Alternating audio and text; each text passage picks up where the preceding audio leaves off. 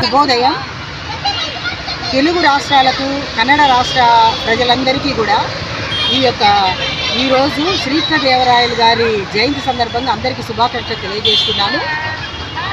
ముఖ్యంగా శ్రీకృష్ణదేవరాయలు గారు బలిజ కులస్తులు కాబట్టి మేము బలిజ కులస్తులందరూ మా పూర్వీకులుగా, మా తాతగా మేము అతన్ని ఎంతో గౌరవిస్తాము, ఎంతో అభినందించుకుంటాము. మా ఇంటి వ్యక్తిగా అతన్ని గౌరవిస్తాము, మా పెద్దలుగా.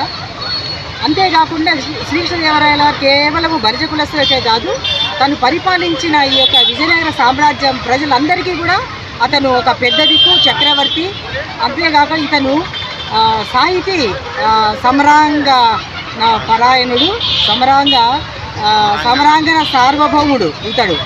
ఇతను సాహితీ ప్రియుడు కాబట్టి ఎన్నో పుస్తకాలు రాశాడు. తెలుగులో అముఖ్యమాల్యద అని చెప్పి రాశాడు.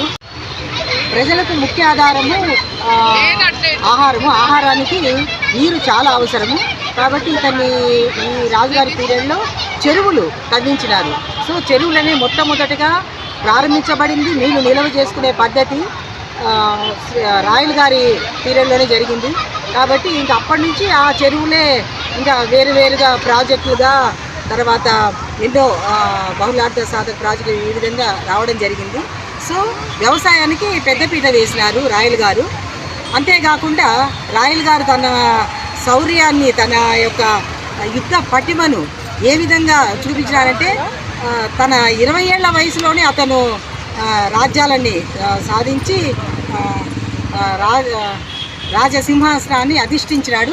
20 సంవత్సరాలు అతను ఏకదాటిగా పరిపాలించినారు. అంతేకాకుండా తన యొక్క భువన విజయం అని చెప్పి ఒక ఆస్థానం ఉంది. దాన్ని భువన విజయం అంటే దాన్ని 8 మంది కవులు ఉంటారు.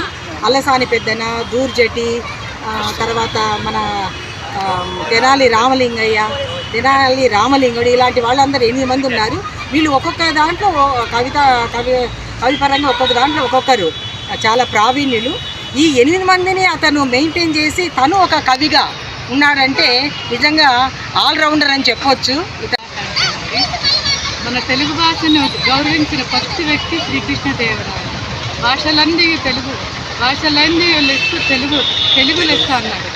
ఆ ఒక్క పదమే నాకు నచ్చిందండి. ఆయన అంటే మాకు గౌరవం కూడా. నాది కూడా బళ్ళారి హంపి ప్రదేశంలో.